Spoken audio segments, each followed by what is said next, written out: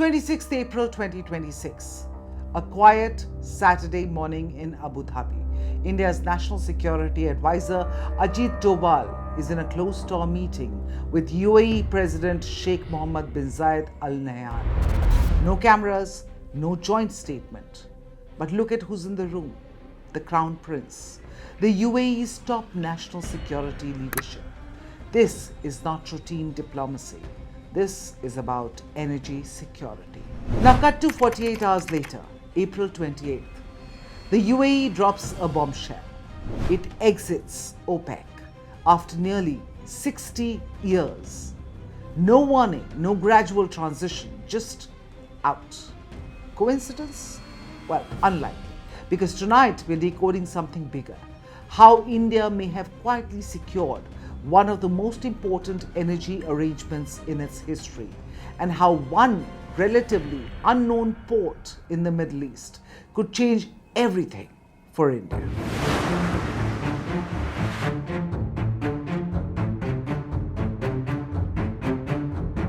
Let's slow this down because the timeline here is everything. April 26th, Ajit Doval meets the UAE president. Focus: energy security. Earlier that same month, External Affairs Minister Jaishankar also meets the UAE leadership.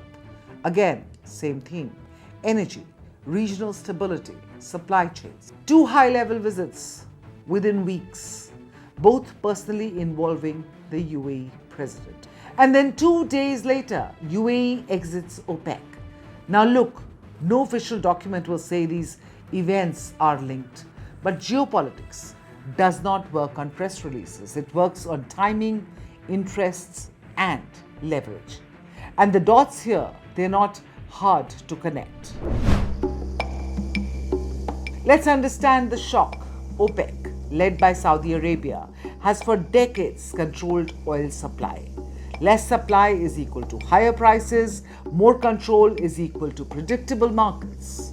That's the entire model. Now UAE steps out, which means what? It is no longer bound by production quotas. It can pump more oil, sell more oil, capture more market share. And when supply increases, prices come under pressure. That is good news globally.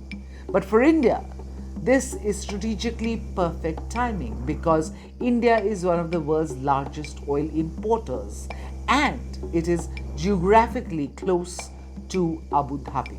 What this means is cheaper access, faster access, more reliable access. Now let's talk about the choke points. The Strait of Hormuz. This narrow stretch of water handles 20% of the world's oil and gas. Every single day, day after day. Now for India, this isn't just a trade route, it's a lifeline.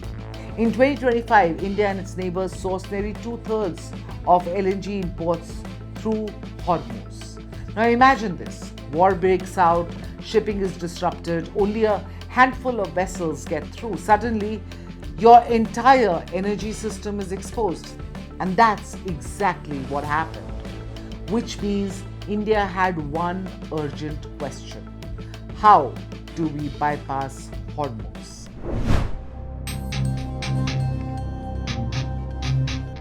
And here comes the place that most Indians haven't thought about much.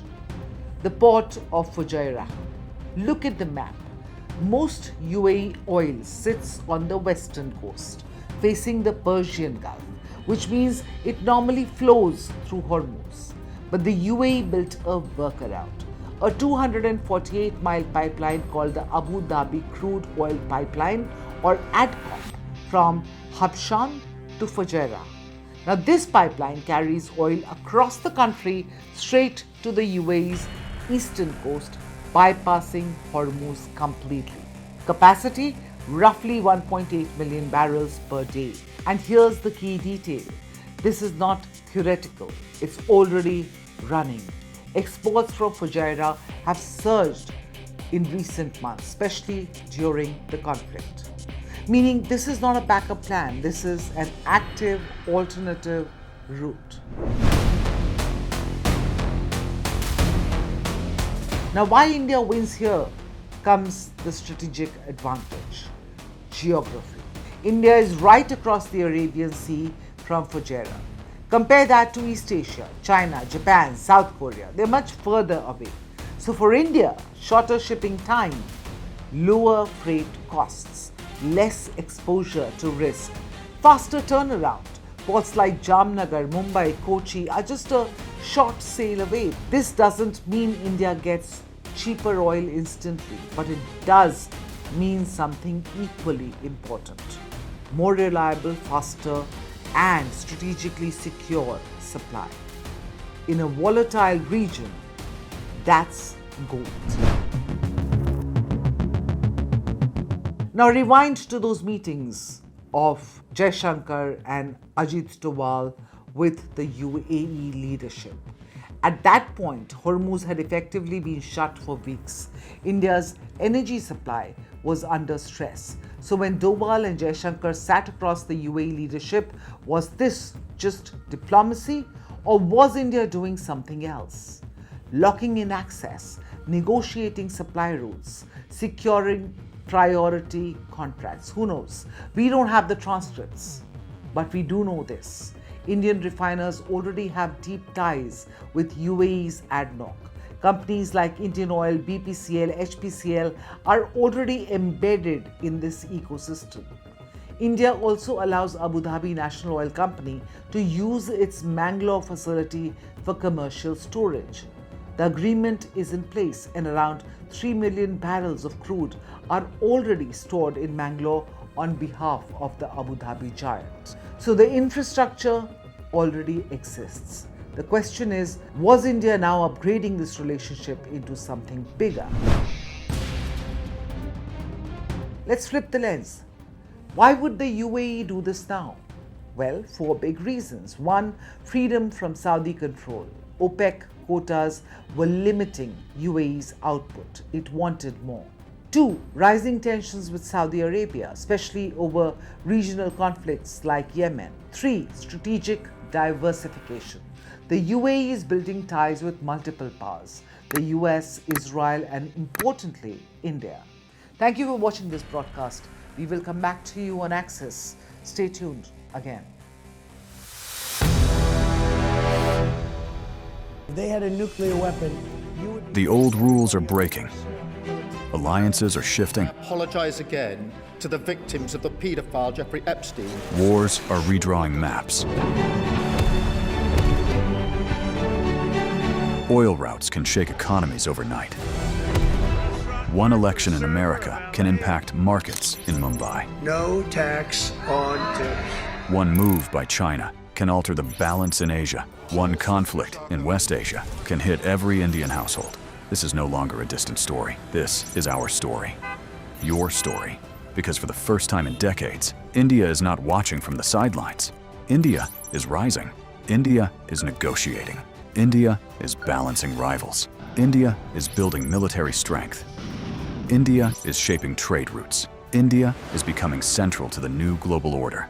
And yet, most global news is still told through someone else's lens. Washington's lens, Beijing's lens, London's lens. But where is India's lens? Where is the platform that explains the world from our perspective?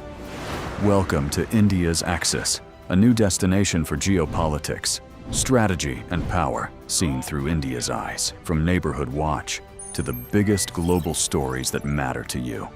Why tensions in the Taiwan Strait matter to India. How one move by China can affect India's security. What turmoil in Pakistan means for regional stability. How Bangladesh, Sri Lanka, Nepal, and Bhutan shape India's neighborhood. Why oil choke points can hit your wallet. How wars abroad can reshape India's security. This is not noise. This is not shouting. This is not recycled headlines. This is sharp, intelligent storytelling. Daily explainers, war room analysis, strategic conversations. Because news is everywhere, but perspective is rare. And in the age of confusion, clarity is power. Axis is for the audience that wants more than headlines. The axis of global power is shifting. India is at the center of that shift. It's time the world was explained accordingly. To understand the world, through India's strategic lens. Subscribe now.